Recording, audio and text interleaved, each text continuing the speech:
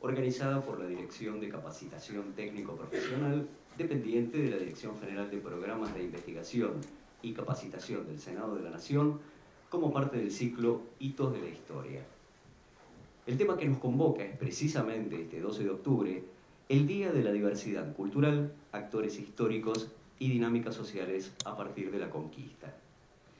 Hoy nos acompaña el señor Director de Capacitación Parlamentaria, Fabián Miguelis. Vamos a contar con la presencia, en carácter de expositores, del investigador del CONICET, Ariel Morrone, que se va a referir a los pueblos originarios, introducción a la categoría, diversidad e impacto de la conquista, dominación colonial en base a la ancestralidad de los pueblos.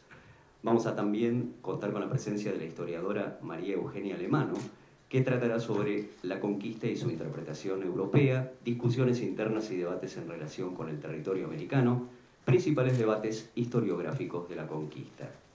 Actuará en carácter de moderadora Yara López, que es capacitadora de la Dirección de Capacitación Técnico-Profesional del Senado. También queremos destacar que al final de ambas presentaciones habrá espacio para todas las preguntas que ustedes deseen efectuar. A continuación, nos dará las palabras de bienvenida la señora Directora de Capacitación Técnico-Profesional del Senado de la Nación, licenciada Natalia Staiano. Bueno, buenos días. La verdad que es un gusto estar nuevamente inaugurando esta jornada. Para nosotros, desde la Dirección de Capacitación Técnico-Profesional, es muy importante generar estos espacios de reflexión a los que denominamos hitos de la historia y recorrer cada fecha patria o acontecimiento histórico de relevancia nacional e internacional, porque estamos convencidos que como empleados legislativos no solo tenemos que tener las capacidades específicas para nuestros puestos de trabajo, sino también una conciencia histórica y ciudadana. Y por eso creemos que este ciclo de jornadas es muy importante, porque nos nutre y porque nos hace reflexionar y repensar y poder tener todos juntos una construcción de nuestro ser nacional. Y la verdad que estoy muy orgullosa de Yara López, nuestra capacitadora, quien con tanto ahínco y con tanta dedicación, la verdad se encarga de que en cada jornada estén expositores de primer nivel como los que tenemos hoy, que ambos son historiadores de la UBA, y la verdad que para nosotros generar este espacio abierto, un Senado de puertas abiertas y que trabajemos junto con la universidad, para mí es un orgullo. Y es un orgullo también que podamos generar espacios de reflexión, que no sean nada más de, bueno, pasó esta fecha, pasa esta cosa, y no generamos ese momento para reflexionar y poder construir entre todos un saber compartido. Así que bueno, solo me resta agradecerles por confiar en nosotros, por estar. Sabemos que a veces no es fácil por nuestros horarios de trabajo, porque estamos con tareas cotidianas y poder asistir y generarnos, para mí es como un oasis en la semana, decir, ojalá que para ustedes también lo sea, decir, bueno, a ver, qué otro saber puedo agregar al que quizás no tenía, y tener la presencia de realmente profesores de lujo.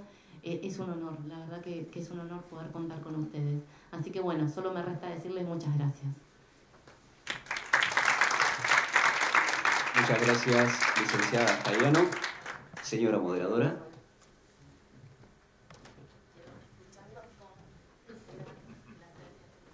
Bueno, muchísimas gracias a todos y a todas las y los presentes. Mi nombre es Yara López, también agradezco a Natalia por sus palabras. Precisamente esta jornada, como bien mencionaba Natalia, se enmarca en un ciclo que venimos llevando a cabo durante este año, que es Hitos de la Historia. Y no sé si alguno o alguna habrá accedido al programa que se sube usualmente cuando se publicita el curso, pero precisamente los programas de Hitos de la Historia siempre comienzan remarcando la importancia de la reflexión histórica, básicamente porque los hechos que analizamos y abordamos acá constituyen parte de nuestra identidad colectiva y por ende también de nuestra identidad individual. Y eso es lo que venimos a discutir acá. Asimismo, bueno, sabrán que la fecha de hoy tenemos el agrado también de hacer esta instancia en el día de 12 de octubre, que muchas veces no ocurre por los feriados y demás, así que es muy pertinente también discutir lo que implica el Día de la Diversidad Cultural. Me parecía pertinente también señalar el nombre que lleva este día, que hace algunos años fue cambiado. Precisamente todos y todas crecimos bajo el nombre de Día de la Raza, y el hecho de que hoy se mencione como Día de la Diversidad Cultural implica un cambio de paradigma. Ya es de público conocimiento que en general no se puede hablar de razas, porque precisamente ya la ONU hace décadas ha planteado que solo existe una raza, que es la humana, y dentro de ella hay diversidades culturales y étnicas. Y eso es lo que venimos a discutir acá, así como lo que ocurrió ese famoso 12 de octubre, que muchas veces a lo largo de nuestra infancia y nuestra educación primaria sobre todo se plantea como un encuentro cultural, como si hubiera sido algo pacífico. Y precisamente ese encuentro cultural esconde una situación de violencia detrás, y eso también es lo que vamos a discutir hoy, precisamente porque hay que matizar esas situaciones de violencia en el sentido de que, es lo que va a abordar sobre todo Ariel, nada se puede sostener solo a través de la violencia, sino que también siempre se generan necesariamente instancias de consenso. Y eso es también lo que vamos a abordar en el día de hoy. Muy brevemente, como para presentarlos de manera completa, voy a leer un pequeño currículum de cada uno. Ariel Morrone es investigador del CONICET, ayudante de primera regular en Historia de América 1, de los orígenes a la conquista, en la Facultad de Filosofía y Letras de la Universidad de Buenos Aires. Y también pertenece al programa de Historia de América Latina, PROJAL, Instituto de Historia Argentina y Americana, Dr. Emilio Ravignani. Y por otro lado tenemos a María Eugenia Alemano, que tiene sus estudios de grado en la Facultad de Humanidades en Historia de la Universidad de Mar del Plata, es magíster en Historia del Mundo Hispánico en la Universidad de Jaume de Castelló, después vos corregís cómo se pronuncia, y es ayudante de primera también en la Cátedra de Historia de América II Colonial de la Universidad de Buenos Aires. Le dejo las palabras a Ariel, que es quien va a comenzar. Bueno, buenos días de nuevo. Está bastante lluvioso, pero bueno, ante todo, y retomando lo que planteaban recién y antes Natalia, un agradecimiento a la Dirección de Capacitación Técnico Profesional del Senado, y básicamente remarcar la importancia de esta actividad, porque considero que al mismo tiempo es una actividad de difusión, pero también de formación en ejercicio digamos, de la profesión, ¿no? Es importante remarcar la relevancia de este tipo de actividades de difusión, sobre todo porque permite a la gente que trabaja en las universidades nacionales y en el CONICET, digamos, difundir, no me gusta la palabra divulgar, pero bueno, digamos, difundir los avances de investigación que se dan en ambas instituciones y en otras instituciones a nivel internacional, y también, digamos, la apuesta a una formación en ejercicio para, digamos, el personal del cuerpo legislativo. Así que bueno, me parece que es interesante remarcar que la actividad tiene como un doble carácter simultáneo.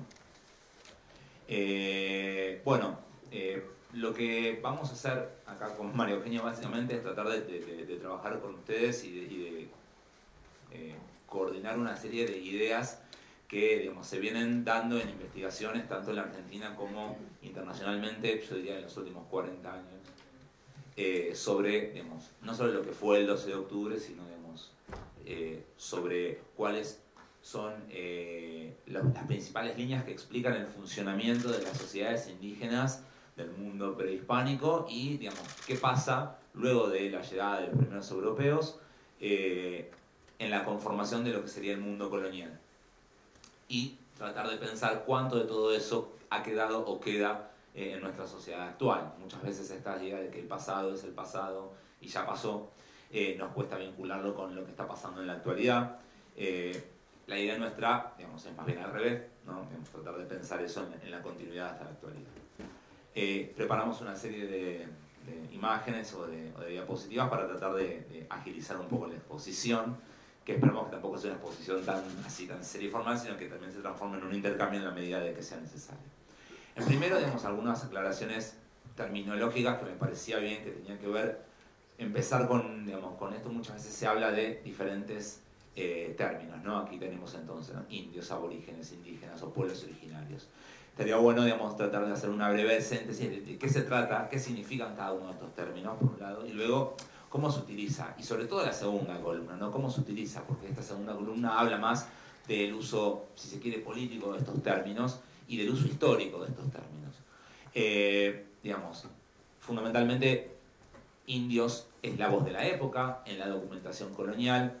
La población originaria del continente que luego va a ser llamado América recibe ese nombre, pues sabemos, Colón cree haber llegado a las Indias y en realidad de alguna manera bautiza estas tierras con ese nombre.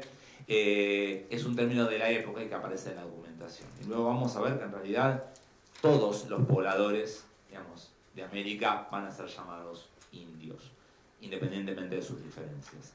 Otros dos términos que también se utilizan para mencionar o para, digamos, hablar de estas poblaciones son aborígenes e indígenas. Y fíjense que comparten raíces latinas, ¿sí? Esto tiene que ver con que son vocabularios, las dos palabras no son invención del mundo de Colón, sino que en realidad traen ideas del mundo romano, ¿no? Cuando el Imperio Romano se expande por Europa, el norte de África y demás, a los pueblos a los que conquista los va a empezar a llamar aborígenes o indígenas.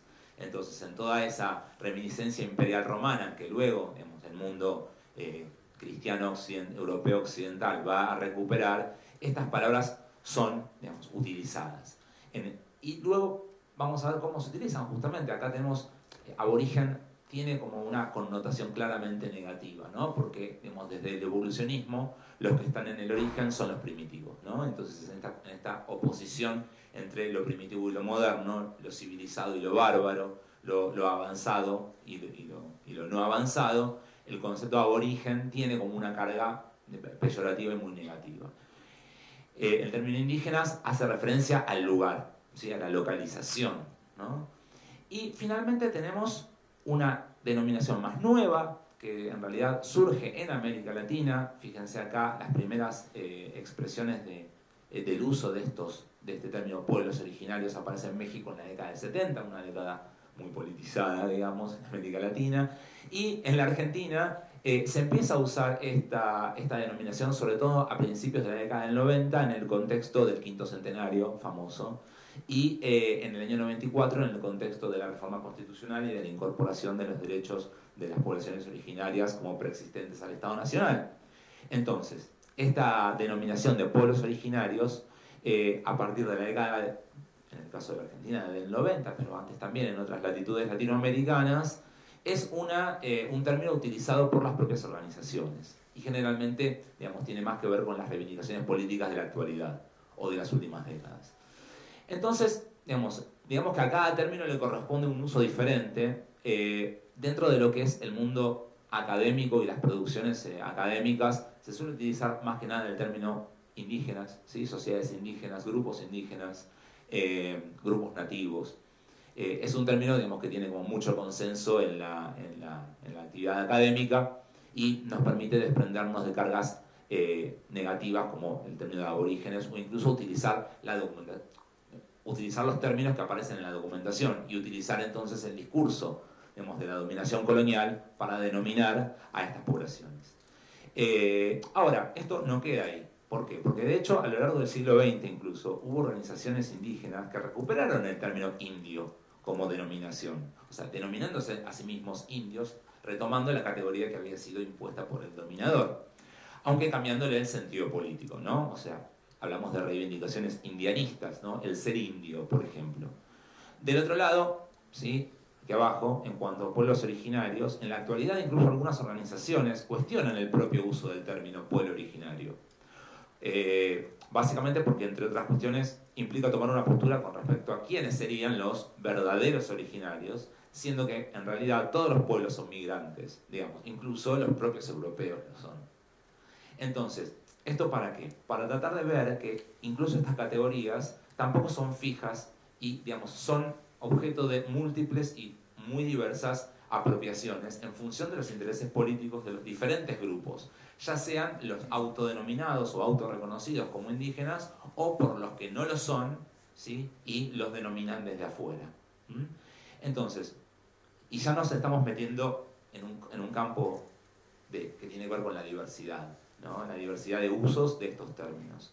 Ahora, fíjense que también las sociedades sobre las cuales los europeos van a empezar a instalar sus sistemas de dominación colonial, tampoco eran únicas. Sabemos que en lo que luego va a ser llamado América hay muchísimas sociedades diferentes que luego los españoles van a englobar en una única categoría, que es la de indios. Obviamente las que más nos resuenan, ¿sí?, son estas tres. Luego vamos a ver por qué. Pero cuando uno sigue indagando, encuentra otro tipo de mapas, ¿sí? Bueno, muchas lenguas, muchas sociedades. Este mapa trata de alguna manera de expresar la diversidad etnolingüística que existía en el continente americano. Y si se fijan, digamos, la diversidad y la multiplicidad y en realidad el desconocimiento, porque en realidad, digamos, los habitantes de lo que ahora es Brasil no tenían ni idea de lo que sucedía en los habitantes de lo que ahora es, no sé, Costa Rica, ¿sí? Entonces, el contraste tiene que ver básicamente con quién pone los nombres, ¿no? ¿Quién pone el nombre de Aymara, el nombre de Mapuche, el nombre de Comanche, el nombre de no sé, incluso los esquimales? Y esas identidades generalmente siempre se imponen desde una instancia de poder. Entonces hay como una doble denominación. La denominación de los propios actores y la denominación de los poderes políticos que en diferentes momentos van denominando a estos grupos. Vamos a ver otro mapa más. Acá tenemos otro mapa que nos habla de las múltiples formas de vida posibles. Bueno, no se ve muy bien.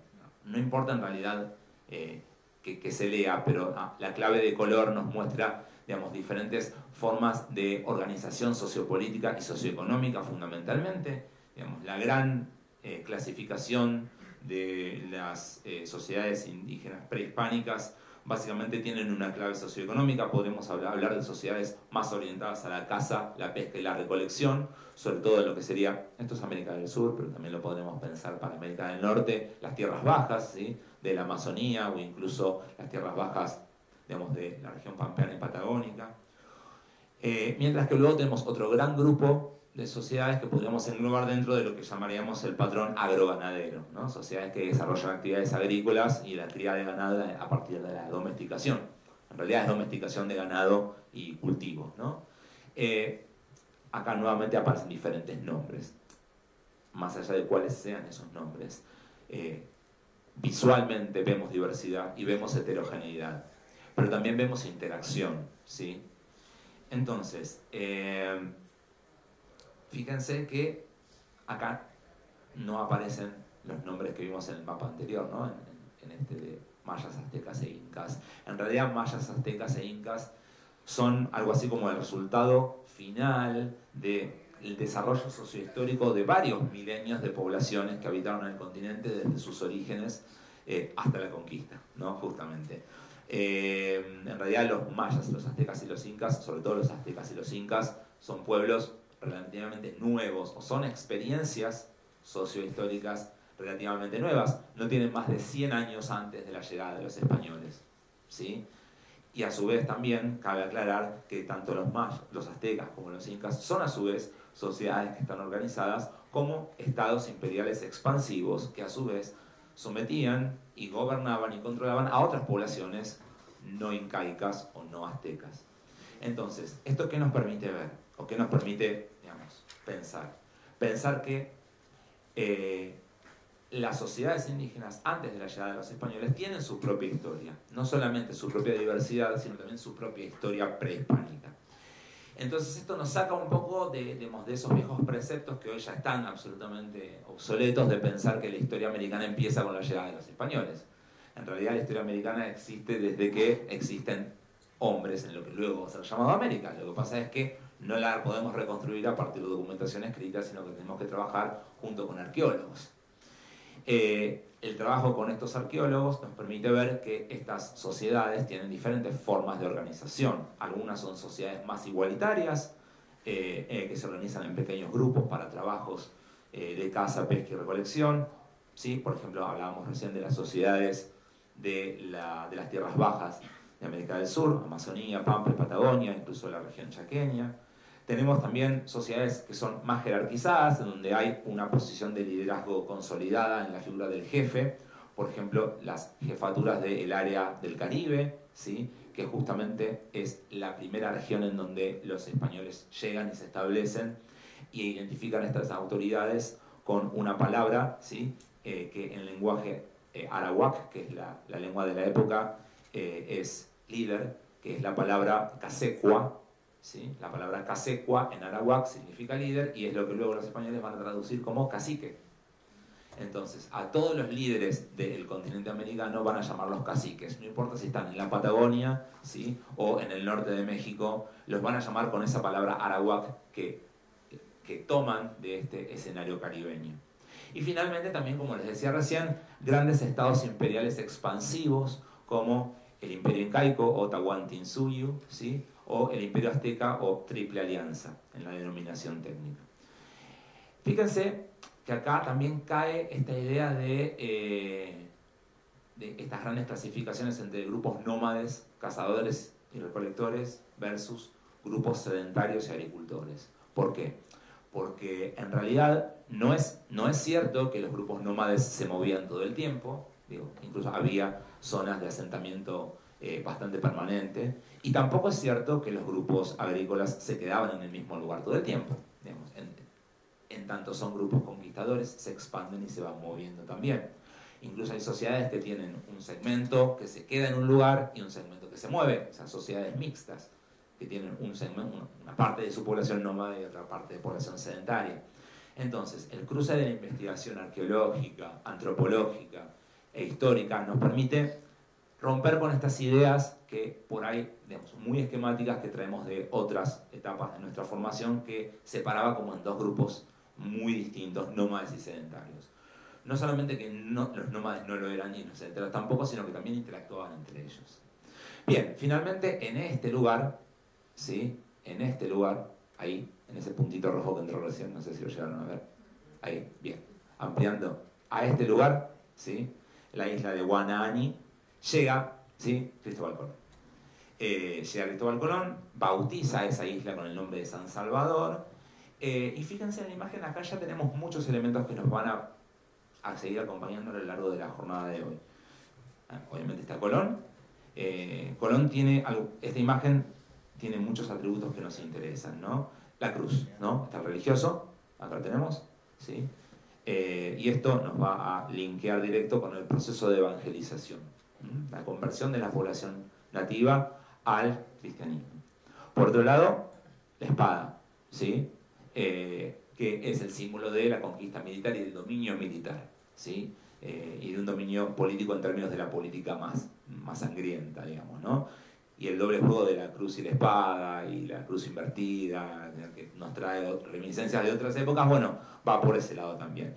Y hay un tercer elemento que me parece importante, que es el estandarte real, ¿no? Estas son las armas de la corona de Castilla, ¿sí? Es importante por dos cosas. Primero, porque también nos habla de un tercer elemento, que además de la cruz y de la espada, que es la soberanía, ¿sí? La soberanía de la corona de Castilla sobre estas tierras implica el dominio, si se quiere, jurídico, ¿no? De esto va a hablar María Eugenia dentro de un rato, el dominio jurídico de estas tierras.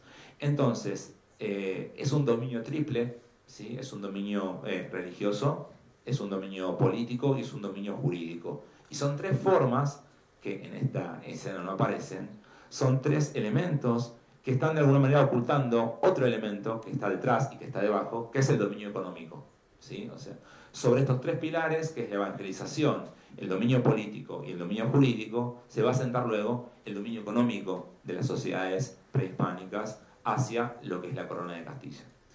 No voy a entrar sobre eso porque es lo que va a trabajar en María Eugenia dentro de un rato, pero lo segundo importante del estandarte y de la figura de Colón con el estandarte es pensar, digamos, lo loco de esta escena.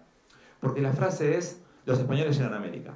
Bueno, ni América es América, porque no existe como una unidad, no existe como nombre, ni siquiera en el momento en el que Colón llega. Ni Colón era español, ¿sí? Era genovés, que de alguna manera trabajaba para, en ese caso, los reyes. Ahora, que tampoco eran los reyes de España. O sea, eran los reyes de Castilla y Aragón. Lo que nosotros conocemos hoy como España, y habría que ver también, ¿no? Digamos, a la luz de los conflictos que hay hoy en España / Cataluña, España no existe en la época de los reyes católicos. Es una sumatoria de reinos que los reyes católicos habían logrado concentrar en sus personas, ¿no? Entonces, fíjense, ¿no? Que esta frase, ¿no? Los españoles llegan a América, ya tiene como problemas, ¿no? O sea, ni Colón es español, ni existía una España desde donde venían los españoles, que tampoco eran españoles, porque tampoco existía lo que hoy conocemos como la ciudadanía española, a la población española. Y esto se junta con otra frase. Antes de la llegada de los europeos no había indios en América. Acabas de decir que sí. Bueno, que en realidad, claro, no había indios porque no existía la categoría, ¿no? Digamos que los indios se inventan a partir del 12 de octubre, ¿no? Ahí surge la figura del indio, porque es una única palabra que los que están llegando utilizan para denominar al conjunto, del cual desconocen absolutamente. Ahora bien, ¿cómo se explica la conquista? ¿No? ¿Cómo fue posible que, digamos, muy pocos españoles, apenas unos pocos de cientos españoles, lograran conquistar, sobre todo dos de las grandes sociedades, digamos, de mayor, digamos, desarrollo y complejidad sociopolítica, que eran el Imperio Azteca y el Imperio Incaico? Bueno, se han esgrimido muchas explicaciones, una supuesta superioridad en el armamento, ¿sí? Las enfermedades infectocontagiosas que los conquistadores traían desde Europa para, digamos, la población nativa no tenía el sistema inmunológico, se dice, diseñado para responder. Incluso también se plantea que estas sociedades tenían dentro de sus sistemas de creencia las profecías de que iban a llegar algunos navegantes y demás.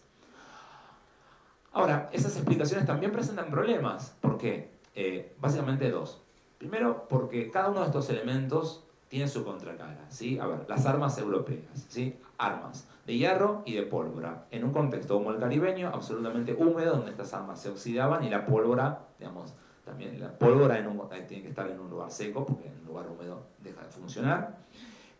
Por otro lado, las enfermedades, bueno, también muchos españoles se morían de esas enfermedades, ¿no? Y en realidad la explicación religiosa, en realidad muchos investigadores plantean que en realidad es una invención posterior para autojustificar la conquista. Entonces, y además es muy raro porque las formas de guerra eran diferentes, ¿no? Los españoles buscaban matar, pero los grupos indígenas buscaban cautivos para sacrificios, entonces también había una diferencia en cuanto a la concepción de la guerra. Entonces, estos factores que explican la conquista, la explican en parte porque presentan algunos problemas, pero también el principal problema que se suele mencionar es que estos tres factores, de nuevo, la guerra, las enfermedades y la religión, pone como el eje de la explicación en los españoles, ¿sí? O sea, a los indígenas les pasan por encima y se pierde la capacidad de ver la acción histórica de los propios indígenas en la historia de la conquista, ¿no? Se ve la historia nuevamente desde el punto de vista de los vencedores. Hasta que, en la década del 70, un buen hombre llamado Nathan Bastel, ¿sí? Escribe un libro que se llama Los Vencidos, los indios del Perú frente a la conquista española, en donde lo que se empieza a ver es, digamos, una nueva línea de investigación que corre el eje de los españoles y trata de ver cuál es la agencia o la acción de los indígenas, el protagonismo de los indígenas en la propia historia de la conquista y la colonización. Es lo que se suele llamar la visión de los vencidos, ¿sí? Es una historia que, sin negar la dominación de la conquista y de la colonización, trata de ver cuál fue el rol, ¿sí?, de estos actores sociales nativos en ese proceso. Y en ese contexto, él trabaja justamente, este autor, y a partir de él muchos investigadores, lo que significó el traumatismo de la conquista para estas sociedades, ¿no?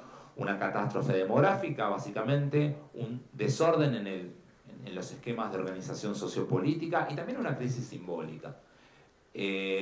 Recordemos que las sociedades indígenas, digamos, de América Latina tenían y tienen, ¿sí?, una unión muy fuerte entre el orden social y el orden cosmológico, ¿no?, el orden simbólico. La desaparición de, por ejemplo, el Inca, ¿no?, el hijo del Sol, desarticulaba simbólicamente las formas de interpretar el mundo y rompían la lógica de funcionamiento de estas sociedades. Tanto es así que este investigador y muchos otros plantean un concepto interesante para pensar, que es el concepto de la desestructuración, ¿sí? Es decir, cómo la conquista desarma la lógica de funcionamiento de estas sociedades. Esto nos permite no solamente pensar los efectos a largo plazo de la conquista, sino también cuando uno analiza los procesos de desestructuración y de reestructuración posterior, porque, a ver, la conquista implica la muerte de muchos nativos americanos, pero no implica la eliminación total de esta población, básicamente porque se quedarían sin quien trabaje. Nos permite ver luego la visibilidad, el rol de estas sociedades como actores de su propia historia, ¿no? Y las líneas de trabajo analizan, que se abren a partir de la década del 80, sobre todo, en 1980, nos permiten trabajar en la línea de tratar de ver cómo fue que los grupos indígenas, si bien muchos murieron, muchos se resistieron, pero también muchos negociaron y se acomodaron al dominio colonial de maneras muy creativas, ¿sí? Para reestructurar en la medida de lo posible y siempre en una posición de asimetría esta situación colonial. ¿Cómo estamos con el tiempo? Me quedan 5 minutos, perfecto. Voy a terminar antes incluso. De hecho, hay que ver también que incluso algunas formas de organización nativas también impusieron frenos a la dominación colonial. A ver, durante los primeros 2 siglos, incluso hasta bien entrado el siglo XVIII, el dominio colonial no pudo avanzar sobre lo que serían las tierras bajas del Amazonas, el norte de México y lo que ahora es el sur de Chile, la Araucanía chilena. Y esto tiene que ver con que las formas de organización de las sociedades que habitaban esas regiones impedían, ¿sí?, impedían el avance español porque no había interlocutores directos con los cuales articular la dominación, como sí pasaba, por ejemplo, en la zona de México Central o de Perú y lo que ahora es Bolivia. Entonces, digo, para ir cerrando y para meterme ya en lo que es el mundo colonial, está claro que la llegada de Colón inicia una nueva etapa de la historia, que no comienza la historia ahí, pero sería interesante también recordar que esa historia colonial americana es una historia colonial armada, digamos, por los españoles, por los indígenas y por la interacción que se da entre ambos grupos. Y por otro grupo más, o por otros grupos más que se van a ir sumando, que tiene que ver con la población africana y la población mestiza, de la cual va a hablar María Eugenia también. Y bueno, digamos, hay transformaciones sobre estos grupos nativos, en una América inventada, en una América colonial nueva, transformaciones que podemos ver, por ejemplo, en el territorio, ¿no? Sabemos que la tierra es importante porque es la fuente de producción de recursos agroganaderos, pero no solamente. La tierra tiene, digamos, una dimensión material y productiva, pero también tiene una dimensión simbólica que tiene que ver con pensar la tierra como el territorio y la territorialidad en términos, digamos, por ejemplo, de la tierra de los ancestros, ¿no? Acá tenemos la foto de un enterratorio, un chenque, ¿sí? En territorio de altura. Esto es el norte de Chile. Acá tenemos también otra toma de unas torres funerarias, en lo que hoy sería la triple frontera entre Chile, Bolivia y Argentina, con una decoración bastante interesante, llamadas chulpas, ¿sí? Torres funerarias, pero que además son un marcador territorial, ¿no? Y un hito en el paisaje que articula entonces las ideas de territorialidad. Cuando en la actualidad escuchamos por el reclamo territorial de las sociedades indígenas, directamente lo asociamos con la propiedad de la tierra en el sentido, entre comillas, capitalista del término, y que tiene que ver con, bueno, la puesta en producción, recursos y demás, agrícolas, ganaderos, el agua, lo que sea. No es solamente eso. Por eso hablamos de territorio y no de tierra, ¿sí? Porque el territorio incluye un montón de otras dimensiones, ¿sí? Que obviamente incluyen lo material, pero que va más allá de lo material y que tiene que ver con esto, ¿no? Es el lugar donde están enterrados nuestros ancestros, ¿sí? Lugares simbólicos, con una carga simbólica muy fuerte. Porque esta dimensión simbólica del territorio, insisto, y para ir cerrando, incluye los recursos económicos, pero también son memoria colectiva, ¿sí? Y es el espacio de los ancestros. Esto, digamos, durante la colonia también se trató de transformar, tratando de reducir a la población indígena en lo que conocemos como los pueblos de indios, ¿no? Acá tenemos, a ver, ¿esto qué es? Bueno, la plaza, la iglesia, ¿sí? La casa de la autoridad política, ¿sí? La casa de los principales vecinos. Bueno, esto es la típica ciudad española, la cuadrícula. Bueno, no, este es el plano de un pueblo de indios. O sea, se trató y de hecho se logró, en gran medida negociando con algunas autoridades indígenas, pero también fue muy resistido esto, reducir a la población de sus diferentes territorialidades a un orden espacial típicamente hispano. Tratando de desarmar obviamente todo esto, ¿no? Bien, entonces, ¿no? La idea del territorio no es solamente el medio natural, o también hay algo de construcción social, ¿no? Y es importante justamente para, digamos, y con esto ya cierro, entender las transformaciones operadas sobre el territorio. Me parece que es clave porque nos permite entender cómo es que sobre ese nuevo territorio se va a organizar un nuevo sistema de dominación colonial, ¿sí? En torno básicamente al tributo, que es lo que va a hablar ahora mi compañera. Bueno, esto es todo por ahora, pero bueno, en tal caso, más adelante seguimos conversando. Muchas gracias.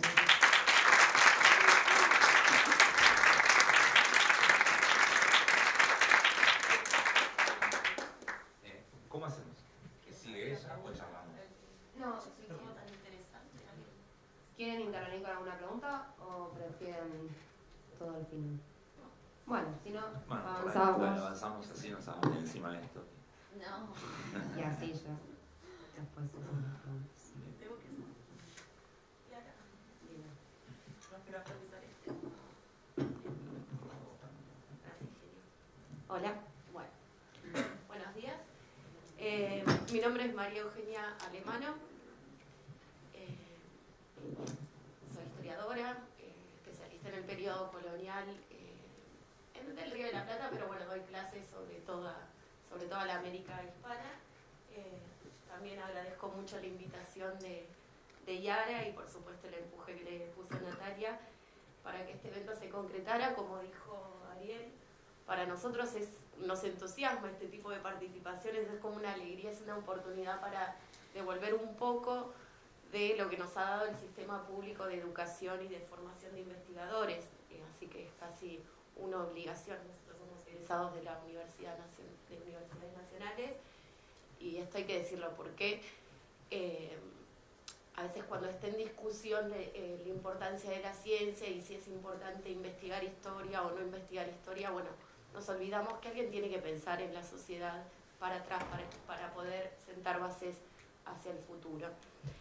En ese sentido, mi propuesta para esta charla es hablar sobre el impacto de la colonización en América, pero también en Europa, porque a veces también nos olvidamos de cuál es nuestra contribución a la historia mundial, como si la llegada de Colón y la organización del sistema colonial hubiera sido algo que atañe únicamente a los americanos y a la población hispana que se instaló en América, cuando en realidad también es uno de los hitos más importantes de la modernidad e incluso de la constitución del capitalismo internacional. Bien, esta es una silografía, igual después tengo una parecida a la tuya, que nos vamos utilizando. Sería, bueno, es importante también decir qué conmemoramos hoy, 12 de octubre, claramente el arribo de Colón a América, acá tengo parecido, Colón con todas sus galas, aparentemente, debajo del barco, no desahuciado como realmente estaba, sino que el cuadro, que es del siglo XIX, bueno, lo muestra un poquito mejor vestido, por lo menos, ¿no? Y acompañado ahí del clérigo, y bueno, todos los detalles simbólicos de los que habló muy bien Ariel.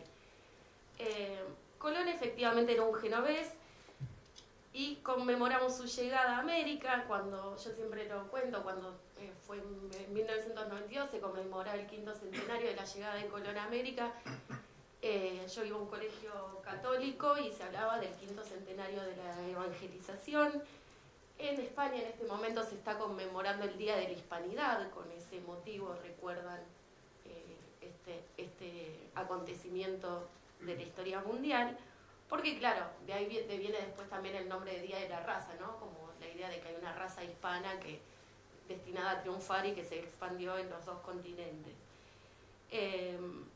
Bueno, como bien refirió Yara, actualmente en Argentina se conmemora como Día de la Diversidad Cultural, no solo para eliminar la nefasta idea de raza,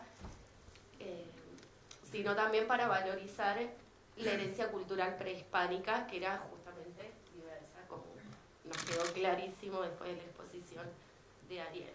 Entonces habría que decir, ¿por qué Colón? ¿O por qué un genovés? ¿O por qué España? ¿O por qué Europa? ¿Por qué Europa llegó a América y no América a Europa? Bueno, son todas preguntas válidas que nos podríamos hacer e ir contestando en alguna medida a la luz de la evidencia histórica.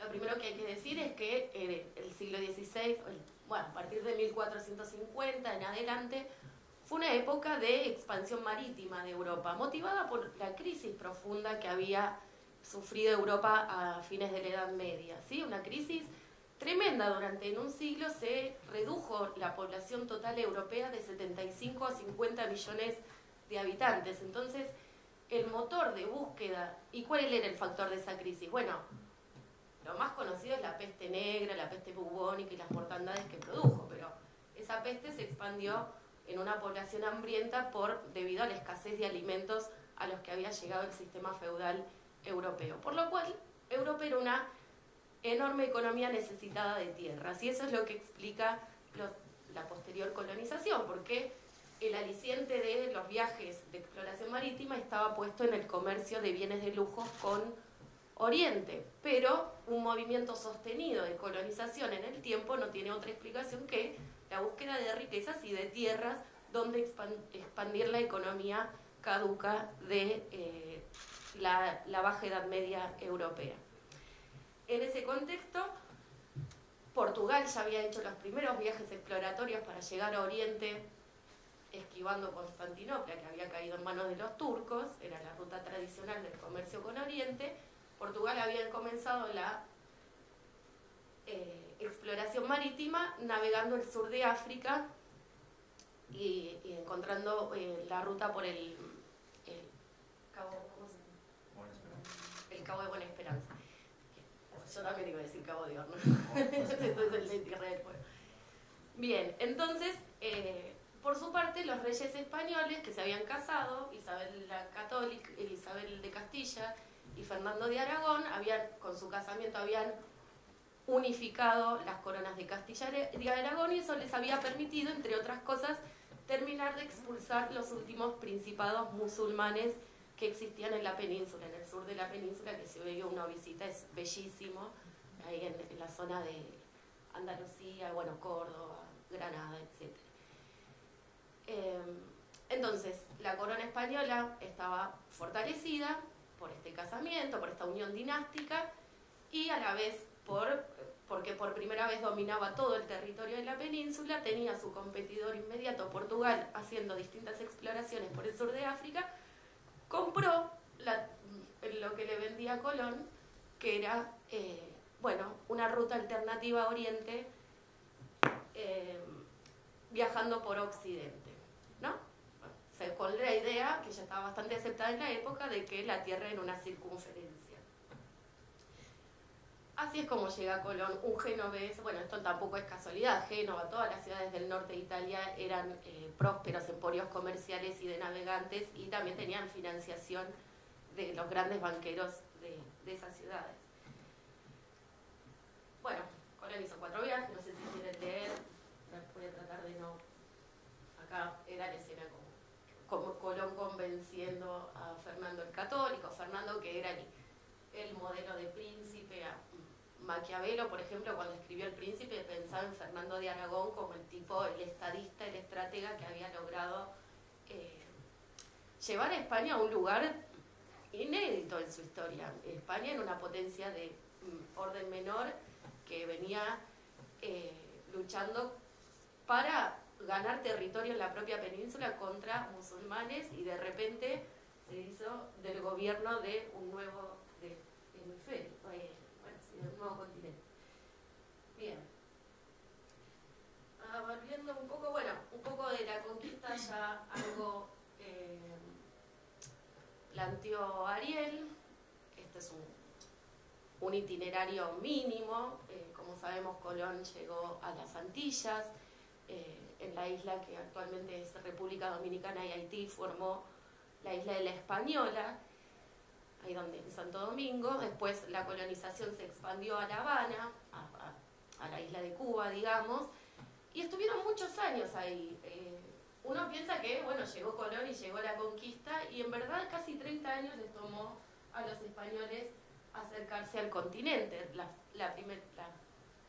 primeras, bueno, no las primeras expediciones, pero la conquista la organizó Hernán Cortés, un adelantado de la corona, en 1519 recién. Hernán Cortés se había peleado con el gobernador de Cuba, Pedro Velázquez, agarró 600 hombres, los puso en barcos y desembarcó en la península de Yucatán, en Centroamérica. A partir de entonces tuvo noticias de la existencia de una civilización tierra adentro, en las tierras altas mexicanas, y emprendió esa búsqueda con los informes que les iban dando los nativos sobre esta población, estableciendo alianzas con los enemigos de ese gran imperio, y entre 1519 y 1521 logra la conquista de la capital de ese gran imperio azteca, que era Tenochtitlán, que es actualmente la Ciudad de México. Una ciudad lacustre, también dicen las crónicas, hablan de una ciudad con una belleza indescriptible, porque al estar construida sobre un lago, el lago Texcoco,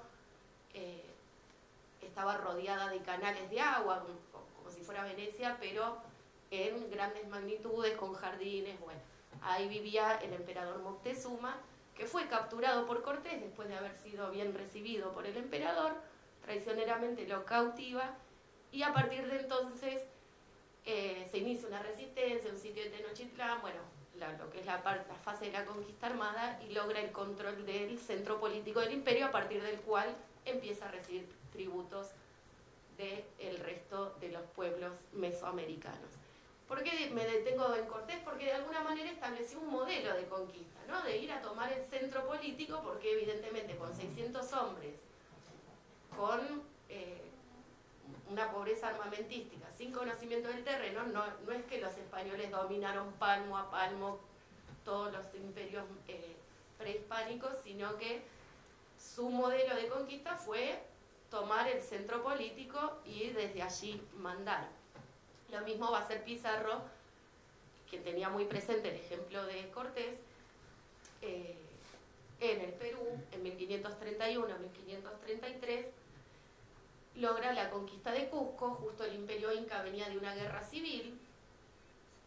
El último inca había muerto de viruela, habían llegado enfermedades europeas antes de la propia llegada de europeos a los Andes. El último inca, Huayna Cápac, murió de viruela, se desató una guerra civil entre sus dos potenciales sucesores, dos hijos, entre Huáscar y Atahualpa.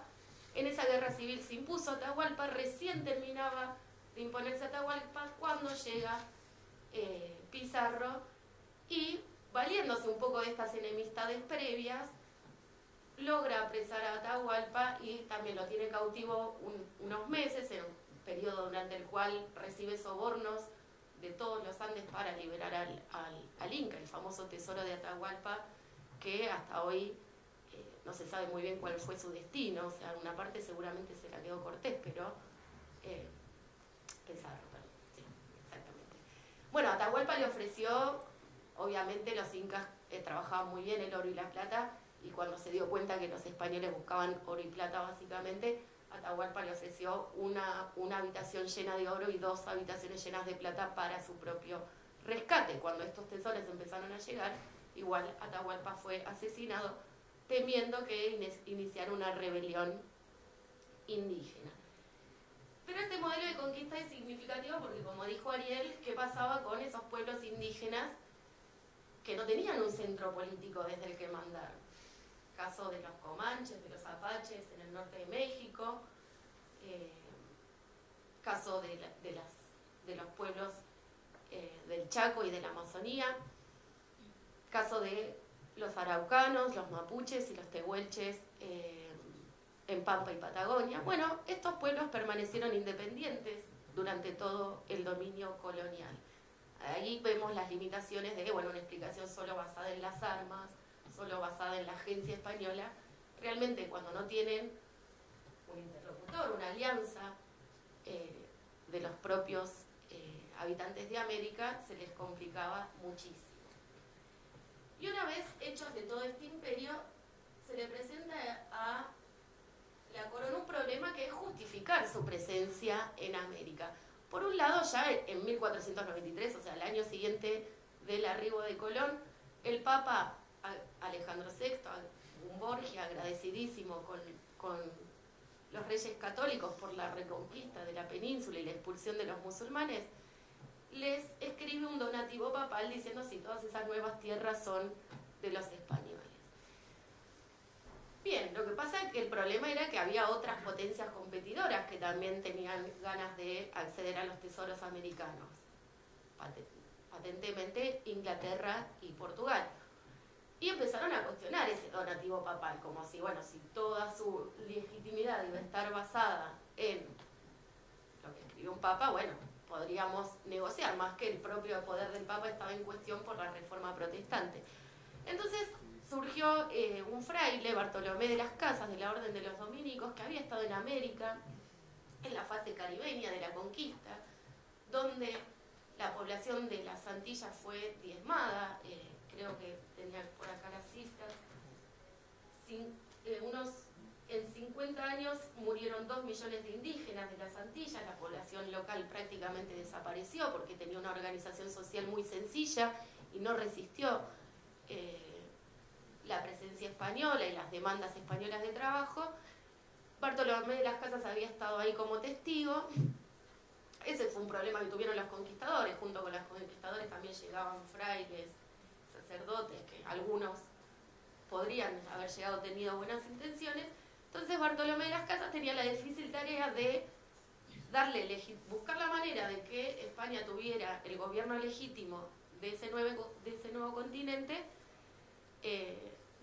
dado que las noticias de que los conquistadores eran abusivos, mataban gente, violaban a las mujeres, estaban llegando a Europa, y eso apuntalaba los argumentos de los competidores de la corona española. Entonces Bartolomé de las Casas va a decir, utiliza un argumento inteligente, condenando la conquista armada, va a decir que la conquista armada de América fue un error,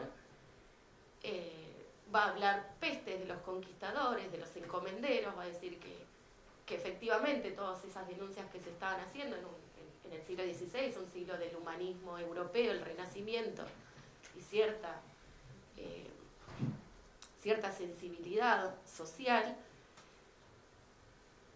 pero va a decir, bueno, sí, la conquista armada fue un error, pero ya que estamos acá, nuestra misión es evangelizar a la población, y eso es un designio de Dios. Si Dios puso en el camino de España a América, es porque Dios quiere que llevemos el mensaje de Dios al nuevo continente. Entonces, a partir de entonces, la evangelización, esto estamos hablando de 1540, o sea, ya tenemos 50 años de presencia europea en América, la evangelización pasa a ser el leitmotiv y el motivo fundamental de la presencia española en América, el justificativo principal y por el cual el Papa reconocía en sucesivos tratados el dominio español en América. Eso significaba, bueno, acá esta es para la corona de Carlos V, heredero de Fernando de Aragón y Isabel de Castilla. Esta es la parte europea de su corona, ¿no? Porque él unifica, bueno, no importa, unifica su corona con la del Sacro Imperio Romano Germánico, entonces tiene un imperio gigantesco con posesiones no solo en Europa, sino también en América y en Filipinas.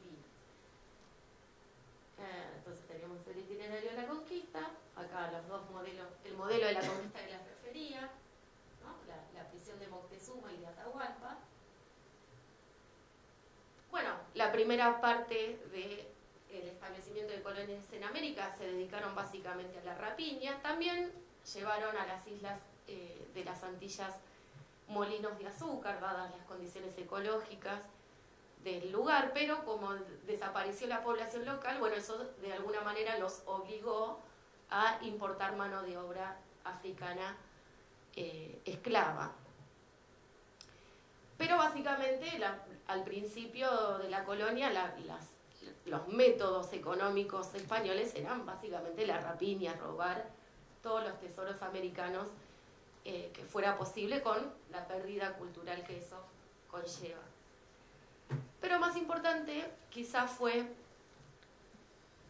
para la corona y para los propios conquistadores el descubrimiento de las grandes minas de plata de Potosí y Zacatecas, ambos en la década de 1540, que resultaron ser las minas de plata más grandes del mundo.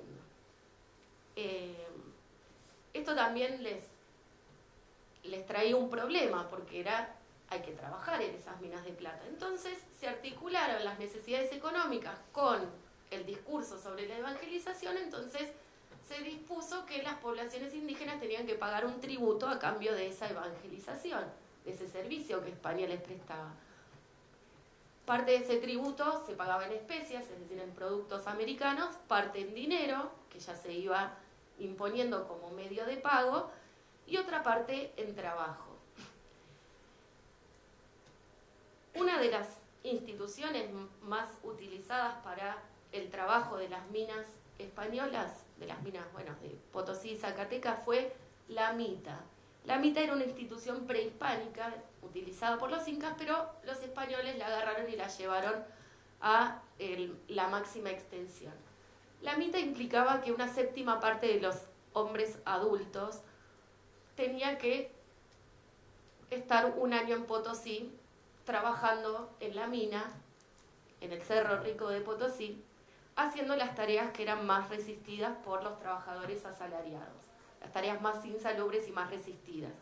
Esto era el traslado del mineral desde el Cerro de Potosí a los ingenios donde se procesaba, y en los ingenios donde se procesaba el mineral que contenía plata, los mitayos, como se denominaba a estas prestaciones de servicio, tenían que revolver con sus piernas una pesada mezcla de mercurio, plata, sal y agua, con las consecuentes enfermedades que eso traía, los vapores, bueno. Esto significa que en un ciclo de 7 años toda la población adulta tributaria, varones adultos, pasaba por las minas de Potosí. Es difícil exagerar el impacto negativo de la extracción de trabajo en las minas de Potosí por parte de los españoles, el impacto sobre las comunidades indígenas, quiero decir. ¿Por qué? Porque, por ejemplo, además de las enfermedades y el sacrificio laboral de los propios trabajadores mitayos, ese año de estancia en Potosí era un año en el que el trabajador no estaba en su comunidad agrícola cumpliendo sus deberes agrícolas tradicionales.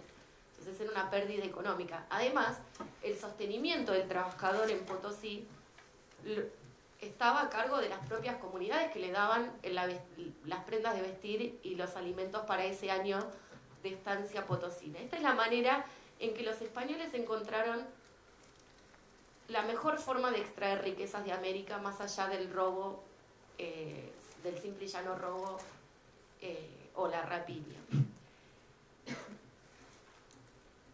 Esta es una imagen de la Virgen del Cerro,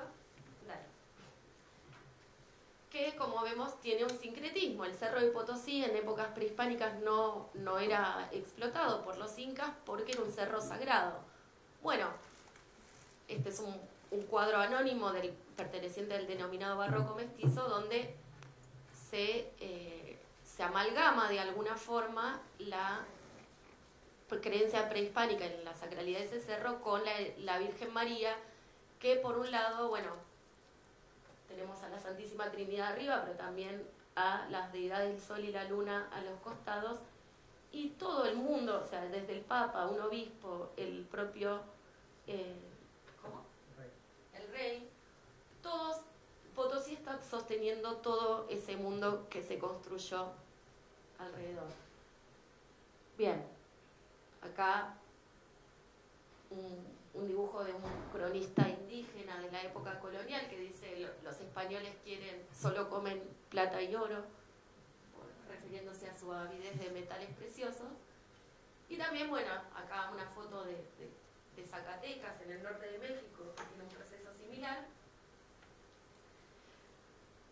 ¿Cómo se llevaban el dinero los españoles? Bueno, un quinto iba por impuesto directamente a la corona, un quinto de todo el producido del metal precioso tenía que ser contribuido como impuesto a la corona. La producción del metal precioso en sí estaba en manos privadas, aunque el Estado garantizaba la mano de obra mitalla. Y el resto, el otro 80%, bueno, podría haber quedado en América. Bueno, no fue así porque la corona española establece un monopolio comercial que implica que dos cosas. Por un lado, los americanos, españoles o indígenas, no podían comerciar con otras naciones que no fueran España. Y por otro lado, la corona prohibía sistemáticamente la instalación de industrias que compitieran con sus propias producciones. Entonces, toda la riqueza minera de Potosí, Potosí se convierte en una ciudad esplendorosa en el siglo XVII con 160.000 habitantes, era una de las más grandes de la época, más grande que Londres y que París en el mismo siglo. Toda esa riqueza termina, digamos, evacuándose a través de esas dos vías, la fiscal, un quinto obligatorio, y la comercial a través de este monopolio comercial entre las colonias americanas y el puerto de Sevilla. Bueno, acá iba a referir, tengo poco tiempo, obviamente holandeses e ingleses no estaban tan contentos con este estado de cosas, entonces lo que trataban de hacer era atacar los barcos que llevaban la plata de América a España. Por eso la Habana, donde era el puerto donde se embarcaba para Sevilla, es una plaza fuerte, totalmente fortificada. Y bueno, hay una ilustración de un corsario holandés. Y bueno, y la plata en España se utilizaba para cosas como esta. La plata en Europa tiene un efecto paradójico. Por un lado, favorece la riqueza europea, indudablemente. Lo primero que hace la plata al llegar a España es aumentar los precios europeos. En el curso de un siglo, del 1500 al 1600, los precios de los productos agrícolas o industriales se multiplican por 5.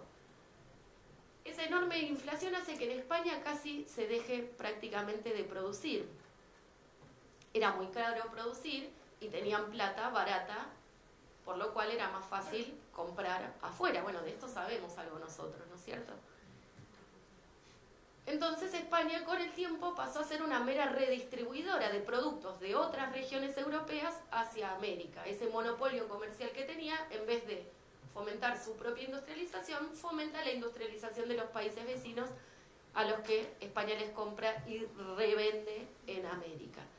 Entonces la plata americana tiene ese efecto paradójico. Por un lado, en el resto de los países crea una gran demanda y un gran incentivo a producir y a capitalizarse, y por otro lado en España, la que debería ser la principal beneficiaria, se empobrece en términos productivos, o lo que hace el Estado español es financiar guerras o edificios lujosos como este. En síntesis, quería hablar de la pesada herencia colonial, disculpen el gag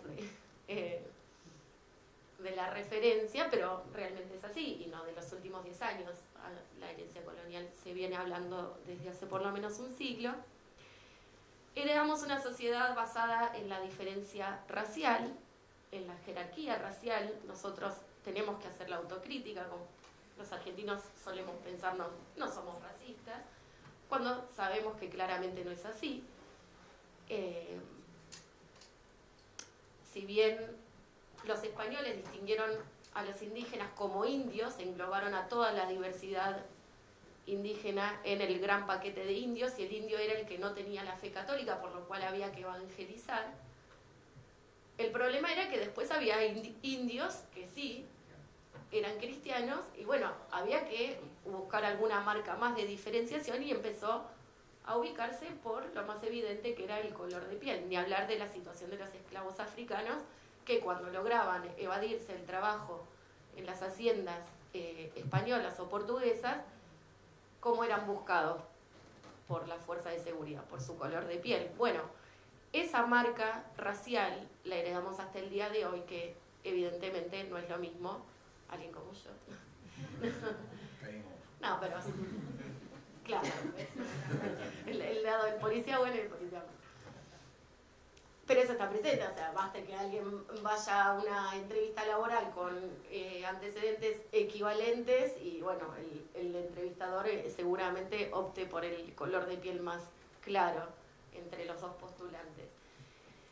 Una práctica sistemática de destrucción del medio ambiente. Pensemos que el continente americano estaba habitado hace 40.000 años, cuando llegó Colón a América, que el imperio inca alimentaba en forma sustentable a unos entre 8 y 15 millones de personas, debido al conocimiento acumulado en prácticas agrícolas de esa larga historia hacia atrás, de la que también hablaba Ariel. Como el leitmotiv de la fue la evangelización, eso provocó una gran destrucción cultural, porque para los indígenas la ciencia no era un ámbito aislado y neutro, sino que estaba enraizado en su propia cosmovisión y religión local. Entonces, al evangelizar y extirpar las idolatrías, como se decía en esa época, se perdió un conocimiento que por ahí hoy nos permitiría vivir en forma más amigable con el medio ambiente en América Latina. Por último, la consecuencia más obvia es la descapitalización de América, ya que los grandes tesoros, tenía algunos números, es imposible calcular cuánta plata de las minas americanas llegó a Europa, pero de lo que está documentado, por ejemplo, entre 1503 y 1660, la que está documentada en el Archivo General de Indias, es decir, sin la evasión fiscal, sin el no registro, sin lo que haya sido robado, se exportaron en ese periodo de 160 años, que es más o menos la mitad del periodo colonial, 185 toneladas de oro y 16.000 toneladas de plata, lo cual a precios de hoy, vendido ese oro y esa plata a precios de hoy, implicaría 6.000 millones de euros en oro y 8.000 millones de euros en plata, o sea, unos 14.000 millones de euros, para que tengamos dimensión de qué empuje económico le dio América al mundo y al capitalismo europeo en particular. Solo del Cerro Rico de Potosí, algunos cálculos han determinado que durante la colonia el centro minero aportó a la corona el equivalente a 50.000 millones de dólares.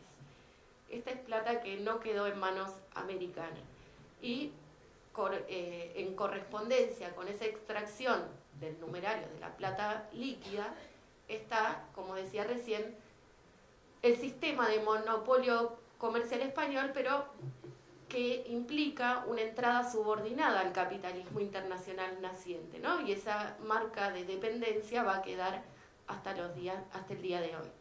Nada más, y bueno, muchas gracias.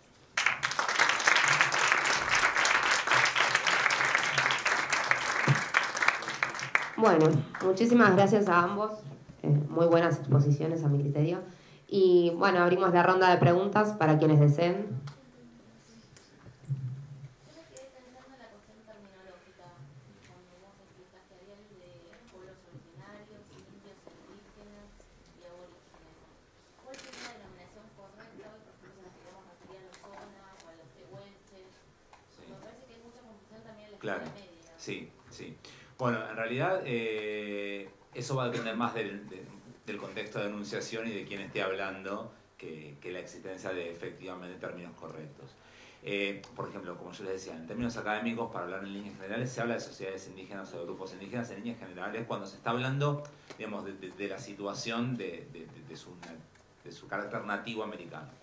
Ahora, en realidad, digamos, técnicamente, bajo esa categoría también se están englobando cosas que son diferentes, porque, por ejemplo, el mismo sujeto puede ser al mismo tiempo un tributario, ¿sí? Un sujeto a evangelizar, ¿sí? Un migrante, y en realidad entonces ahí, digamos, el carácter de qué función está cumpliendo en la sociedad requiere como más precisión. Eso en cuanto a lo funcional de los sujetos históricos. Ahora, en cuanto a la idea de las categorías, ¿sí? Hablamos de etnónimos, ¿sí? Etnónimos serían nombres étnicos, como por ejemplo Aymara, ¿sí? Tehuelche, Selknam, bueno, hablábamos de Comanches, ¿no? En toda América. Y ahí hay como una doble tendencia, porque por un lado tenemos los nombres puestos por sí mismos, ¿sí? Tenemos la autodenominación, hablamos de etnónimos, y por otro lado hablamos de nombres puestos por afuera, ¿no? O los heterónimos, los nombres puestos por otros, ¿no? Está, por ejemplo, en el caso de los araucanos, ¿no? Araucanos, mapuches, como sea. En realidad, araucano es la palabra que los españoles le ponen a la población que vive en la Araucanía, la Araucanía como la región de lo que ahora es el centro de Chile. Es una palabra que, digamos, es una palabra española, aparece en las fuentes documentales. Ahora, incluso, digamos, el mismo término mapuche tampoco aparece en la documentación del siglo XVI. O sea, en el siglo XVI ellos se llaman a sí mismos reche, ¿sí? Que en idioma mapudungun, que es el mapuche, significa la gente de la tierra. Recién, hacia el siglo XVIII, se da un proceso de transformación étnica llamado etnogénesis, que da como origen al grupo mapuche, ¿sí? Que aparece en la documentación del siglo XVIII. Ahora, en realidad son como sus descendientes, si lo analizamos en términos biológicos. Lo que pasa es que también ahí hay toda una cuestión que tiene que ver con, bueno, nos guiamos solamente por la cuestión biológica de herencia sanguínea, o también tenemos que tratar de entender la cuestión, digamos, de las herencias culturales. Entonces, en realidad el problema está no tanto en quiénes son los enunciados, sino quién lo está enunciando, ¿no? Y quién pone el nombre. Y siempre está la tensión entre estudiamos en función de los nombres que se dan a sí mismos. Por ejemplo, lo mismo pasa con los com, que son los tobas, ¿sí? Incluso mismo en el noroeste argentino, lo que nosotros conocemos como diaguitas, en realidad los diaguitas es un nombre, es lo que los incas, el nombre que los incas le pusieron a esas poblaciones nativas, que ni siquiera eran una única población nativa. ¿No tendríamos que reivindicar los nombres que ellos a sí mismos se dieron? Sí, depende de los usos. Sí, yo creo que sí. O sea, lo que pasa es que muchas veces ese nombre que a sí mismos se dieron, cuando uno va para atrás en el pasado, es muy difícil de identificar. Por otro lado, también hay un uso político en el presente del nombre que en el pasado se dieron, ¿no? Pero digo, también nos pasa, o sea, pasa con los no indígenas. El problema es cuando uno cree que a los indígenas les pasan cosas que no les pasan a los no indígenas. Sí es un esfuerzo tratar de ver, digamos, o sea, obviamente es más correcto hablar de aymaras o quechuas o selknam o com o wichí o arawak que decir los indios. Pero si uno quiere hablar, por ejemplo, de cómo los españoles conceptualizan, entonces ahí usa los indios en términos generales. Y no sería correcto. ¿Cuál es el de los indios? Bueno, claro, el tema es que, digamos, que hablar, el tema es cuando el problema no está en los conceptos sino en los usos. Entonces el problema es cuando uno usa los términos de manera acrítica. Si uno, digamos, a manera de generalización habla de los indios, pero explicita la carga, digamos, de la dominación política que ese término conlleva y se trabaja eso, la indianización de la población nativa, bueno, entonces, digamos, se podría usar. Por eso tenemos la cuestión terminológica y la importancia, en este caso, como decía María Eugenia recién, digamos, de la investigación, ¿sí? Antropológica, arqueológica e histórica, justamente para contribuir a no seguir cayendo en estereotipos y poder profundizar en la complejidad de este tipo de procesos, ¿no? Muchas veces sí, por economía de palabras sí dicen los indios. Bueno, en sí no está mal, si uno es consciente y puede explicitar. Bueno, más neutral es indígena. En realidad, claro, indígena es neutral porque es lo que usa el discurso académico, ¿no? Pero bueno, ahí habría que ver hasta qué punto el discurso académico no también intenta imponer su hegemonía sobre por ahí el discurso de las propias comunidades originarias, y es una lucha, es un conflicto, es un debate. Pero sí, es para pensarlo. Sí. Y después también me quedé pensando en el término América. Sí. ¿Quién lo puso? Y esto tiene que ver con Américo Vespucio, ¿no? América, todo el territorio. Sí, es verdad. Sí. Bueno, no me acuerdo quién fue el cartógrafo. Fue un cartógrafo alemán el que le puso América, pero en realidad derivado de las crónicas de Américo Vespucio. Américo Vespucio en sí no había jugado ningún rol importante en la colonia, pero se había dedicado a escribir y había un boom editorial, se había inventado la imprenta hace poco y había un boom editorial sobre los relatos de viajes y expediciones, y Américo Vespucio hablaba de este continente como si hubiera pasado toda su vida acá. Tanto es así que que se llamaba América. acá, pero América todavía no era América.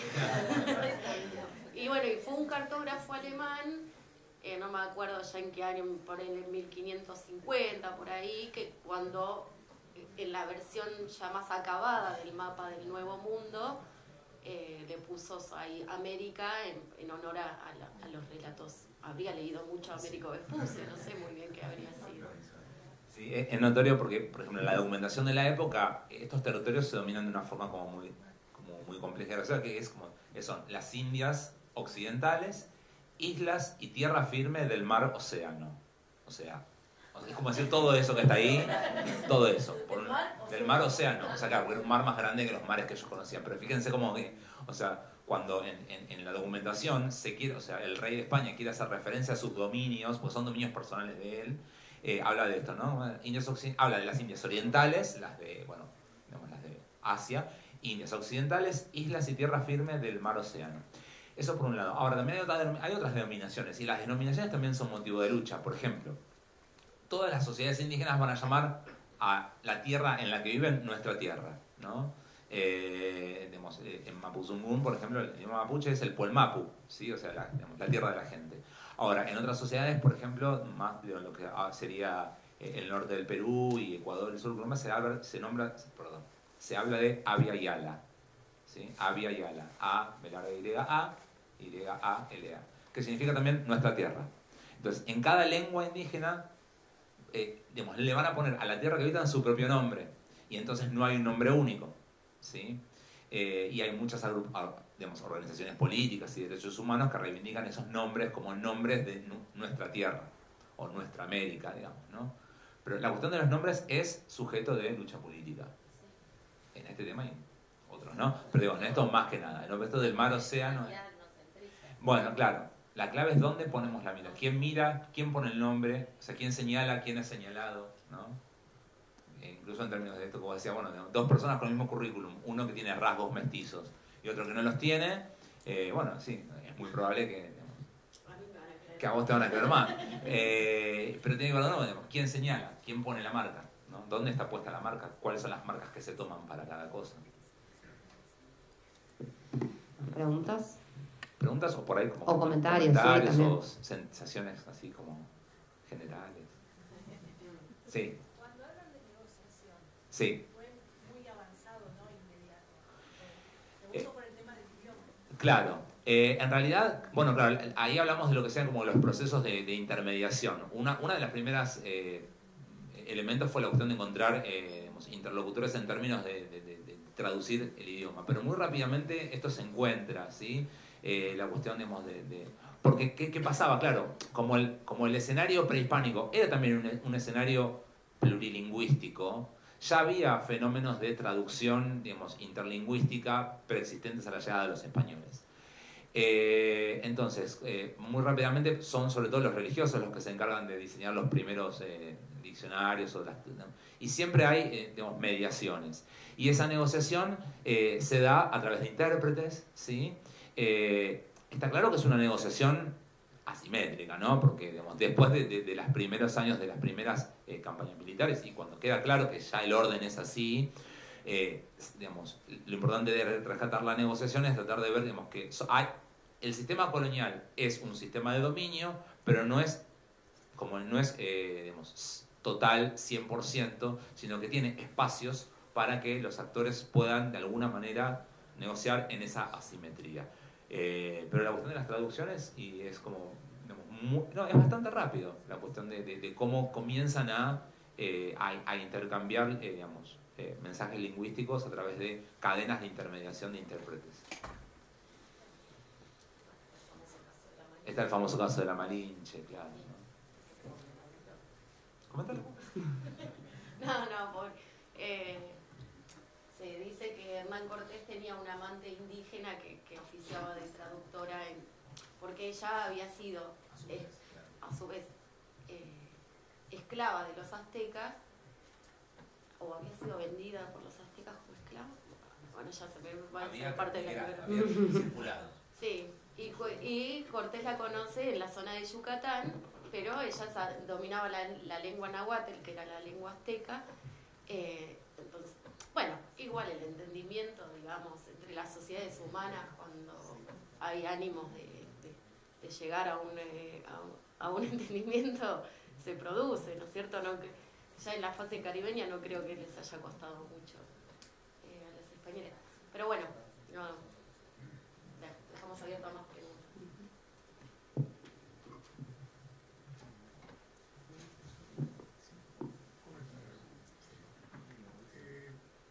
Así como la cuestión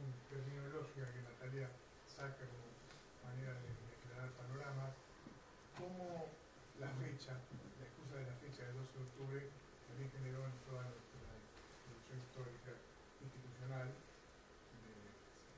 mayoritariamente estamos en 1810 hasta acá, en no sé si digo manipulación o interpretación del significado de la fecha. Es decir, la fecha del 12 de octubre en sí mismo no es casualidad primero que sea en el santuario católico la Señora del Pilar, que es la patrona hoy de España, la misma fecha.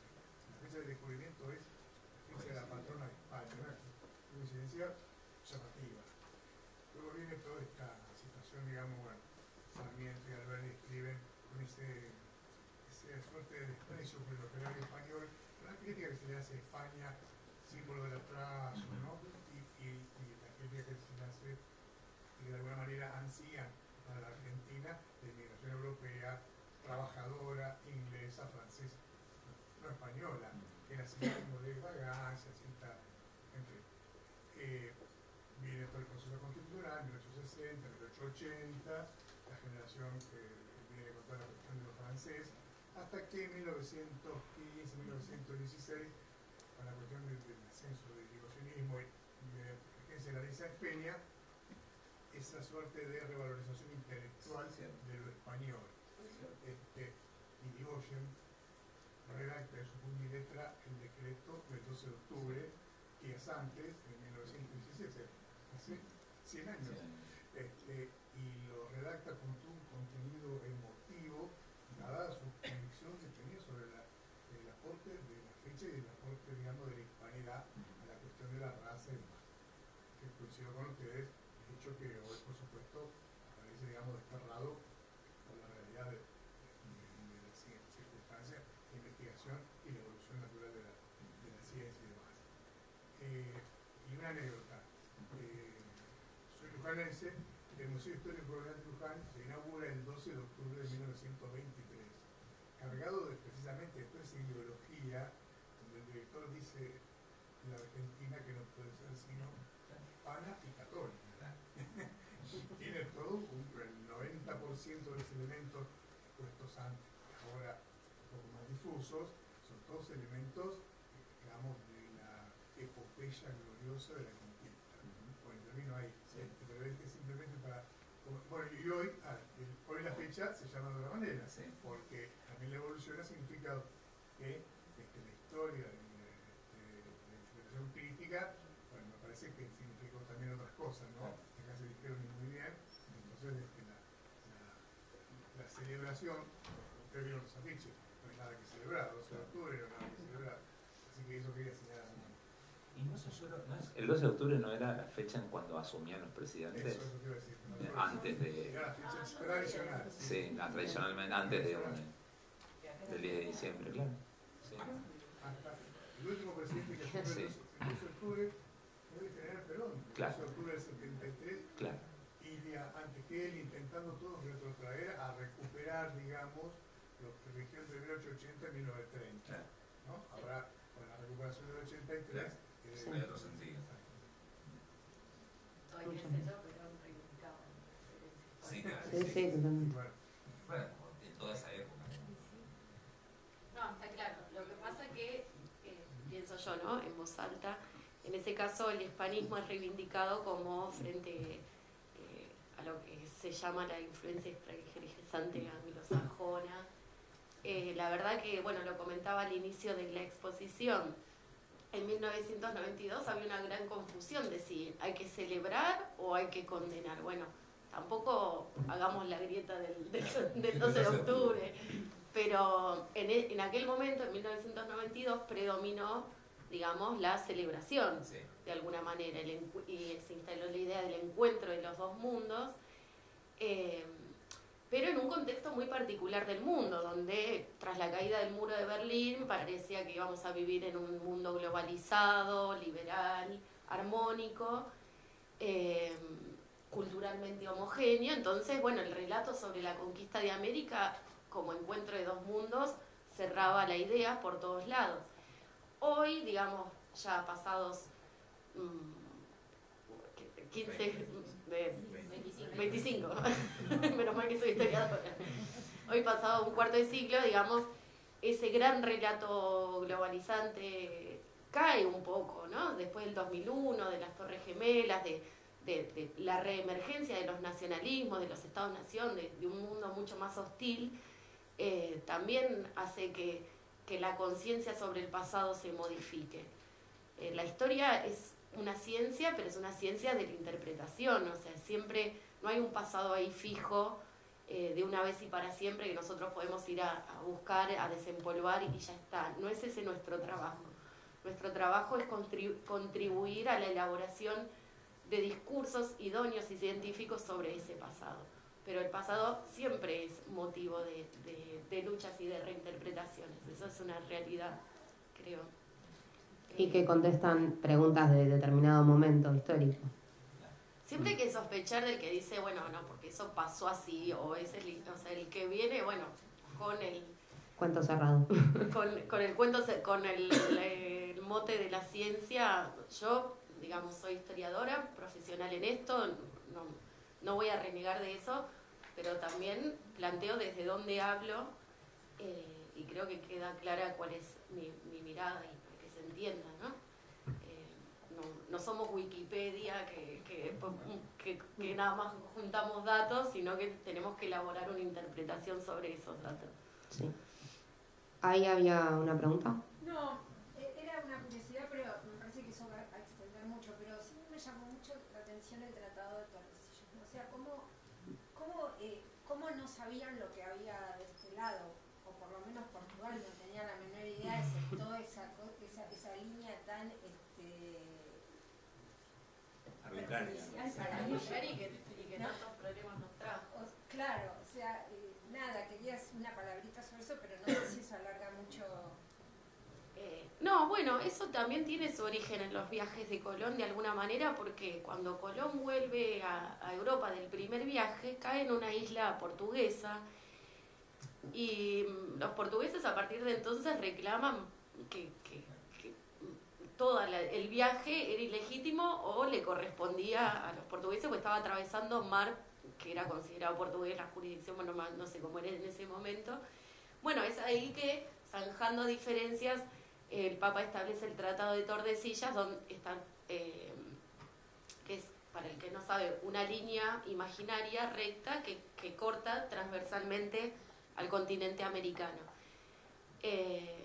Suponiendo que eso iba a abarcar el mar Océano de Portugal y nada más, y alguna islita oceánica, pero claro, o sea, cuando las exploraciones continentales continuaron, de los portugueses de sus pequeñas islitas oceánicas pasaron al continente, descubrieron toda la masa territorial brasileña. De todos modos, durante el periodo colonial, el dominio portugal en Brasil se limitaba a la zona costera, no podían hacer mucho más. Tenían ahí unas factorías, plantaciones del palo Brasil, después de azúcar, pero tampoco tenían un gran conocimiento de qué había hacia adentro. La cartografía, los mapas hasta el siglo XVIII, XIX, lo mismo que en la Patagonia, donde los españoles ni siquiera llegaron a conocer el lago Nahuel Huapi, o sea, era, digamos, territorio mapuche. Bueno, la cartografía decía, uno ve los mapas y no lo podés creer, tenían otra idea de lo que se trataba, bueno, totalmente deformado.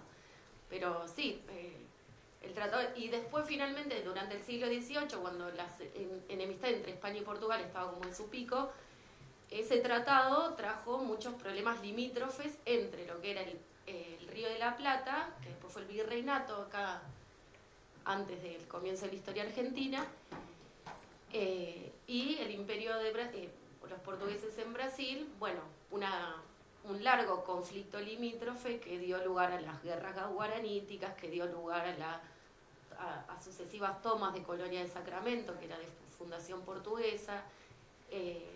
Digamos que cuando Europa entraba en guerra, localmente entraba en guerra la situación de la frontera hispano-portuguesa, dado el Tratado de Tordesillas, que creaba más problemas de los que finalmente solucionaba, ¿no es cierto? Sí, no sé, me pasa como Marta, por ahí me corro un poquito del eje. En relación hablaban hacían referencia a la evangelización como instrumento político. Y por ahí lo que quería saber es cuál es la interpretación que hacen ustedes del rol que tuvieron los jesuitas en el proceso de evangelización y posteriormente sobre las causas de su retiro y sanción que tuvieron por parte del Papa. Yo voy a hablar de la primera parte. En realidad, claro, los jesuitas llegan, es la orden religiosa más tardía que llega a América, pero que llega como de la mano de un proyecto político de Felipe II que tiene que ver con centralizar el poder político de la corona y tratar de evitar que el peso de las órdenes religiosas creciera. O sea, en realidad era como los jesuitas versus todos los demás, ¿no? Establecen misiones, las famosas misiones jesuíticas en zonas fronterizas, pero no solamente en zonas fronterizas, ¿no? También, los jesuitas fundan colegios y, fundamentalmente la evangelización corría por el lado de la famosa aculturación, es decir, no las conversiones masivas, que después la gente iba y seguía haciendo lo que quería, sino que se buscaba, tratar de evangelizar a los líderes indígenas para que luego ellos sirvieran como ejemplo para la evangelización de los suyos, como un mecanismo de evangelización y de transformación cultural como mucho más capilar, como mucho más preciso.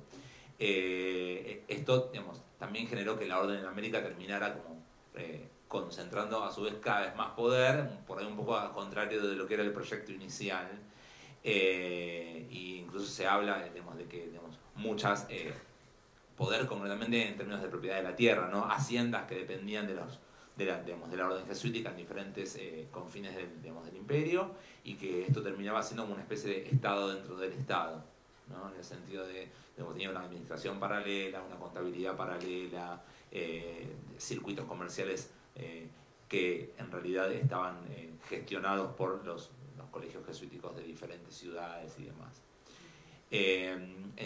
Y acá de nuevo es como que se mezclan los campos, ¿no? Es que la evangelización no se puede pensar por afuera del proceso económico, en realidad son como cosas, porque los actores sociales, tampoco lo son ahora, no se identifican solamente con una de sus identidades, ¿no? Muchos de los dirigentes de la orden eran también hacendados y todo esto. No sé si para la expulsión vos tenés alguna referencia. No, bueno, nada más que... Bueno, te lo comento. Igual me parece muy buena la pregunta porque habíamos hablado de que el Imperio Español no llegó a dominar la población de las fronteras, donde se limitó a establecer fronteras justamente de fuertes y fortines, o delegar el control del territorio a una orden en particular, que en este caso es la de los jesuitas. ¿Qué pasaba con los jesuitas? Es que los jesuitas eran de fundación reciente, de hecho. Los jesuitas fueron creados en el siglo XVI como una de las respuestas de la Iglesia Católica frente al desafío de la Reforma Protestante. Entonces su misión era evangelizar a poblaciones que todavía no estuvieran evangelizadas. Caso americano, caso de Europa del Este. Los jesuitas tienen una presencia importante en Europa Oriental. No nació como orden militar incluso, aunque no llegó a combatir. No militar, lo que pasa que era una orden directamente dependiente del Papa, era como el brazo, no diría militar, militante del papado, era como la cámpora del papado, digamos, iba ahí a donde el Papa le decía. Y además no era una orden mendicante. ¿Qué significa? Que no vivía de la limosna, sino que podía generar sus propios circuitos de financiamiento, que es lo que dijo Ariel. Entonces se vuelve una orden muy poderosa, de mucho poder económico, y al controlar instituciones educativas como los colegios y universidades, tiene mucha influencia en las élites locales, en las élites americanas, en las élites hispanizadas. Eso hace que a fines del siglo XVIII, cuando cambian las alianzas, porque el Papa en el siglo XVI era el mejor aliado de Carlos V y el Carlos V era el mejor aliado del Papa, pero en el siglo XVIII cambió la dinastía, están los Borbones, empiezan a mirar con recelo a los jesuitas. Y en general pasa en todas las monarquías, que empiezan a expulsarlos, lo que se llama su expulsión de los territorios monárquicos. En el caso español, esa expulsión se da por decreto en 1767. Eso trajo muchos conflictos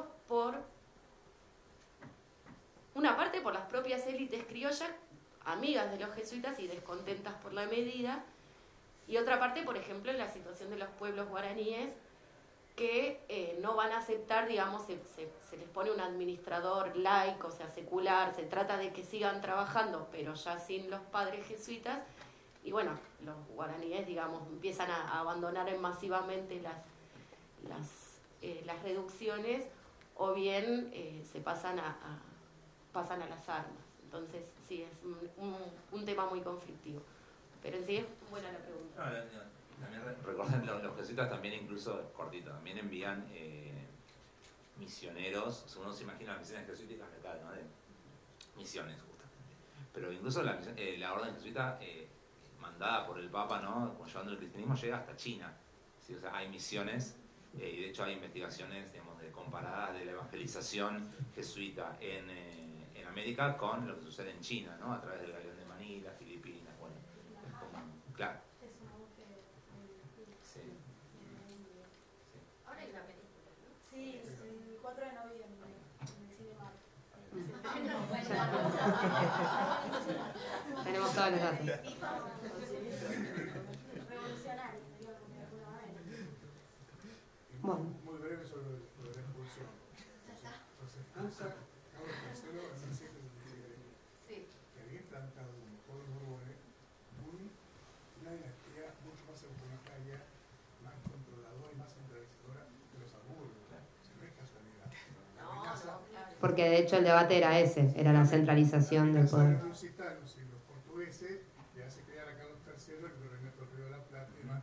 La expulsión de los jesuitas no la decretó el Papa, sí el rey, que le molestaba por lo que vos señalaste. Además era el mayor propietario de tierras, los jesuitas, las estancias que tenían en Córdoba. Lugones tiene ese libro, El Imperio Jesuítico, Lugones, Leopoldo Lugones, escrito en 1910, es muy llamativo, me habla de una organización político-social que vos señalás como una fuente de recursos económicos, capaz de hacerle sostener toda su obra, entre comillas, sin depender de nadie. Bueno, yo breve comentario, cuando recién comentaban lo de la Malinche, siempre me sorprende cómo en cada jornada que abordamos algún hito de la historia aparecen los estereotipos que giran en torno a las mujeres, ¿no? Amante, la amante era la Malinche. Lo quería mencionar porque no me parece casual eso también, y siempre surgen a un momento, es como un caso de abordaje aparte, pero metido en la propia época y en las lógicas de la época, esos estereotipos que se notan de las mujeres y que pasan, ¿no? Uno de acá dijo, la amante, no, es que en realidad se dice así comúnmente en la jerga, pero todo lo que implica la carga de la palabra amante, antes y ahora. Bueno, finalizamos acá, ahora la directora Natalia les va a entregar un breve presente. Sí, ahí los presentes para los expositores que van a entregar: uno, la licenciada Natalia Estallano, la directora de Capacitación Técnico Profesional. Es la Constitución de la Nación Argentina en cuero. Bueno. Así que Bordada en cuero.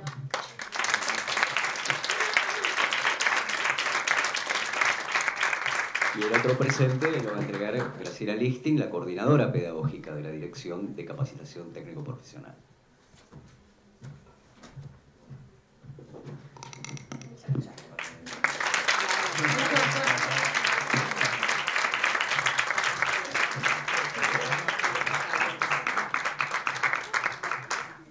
Bueno, muchísimas gracias a todos por venir y nos vemos en la próxima jornada de Hitos de la Historia. Muchas gracias. Cualquier cosa, si quieren seguir en contacto, y ahora Yo soy el Nexo, cualquier cosa se comunican con la dirección, si quieren material de los compañeros expositores, están a disposición. Muchas gracias.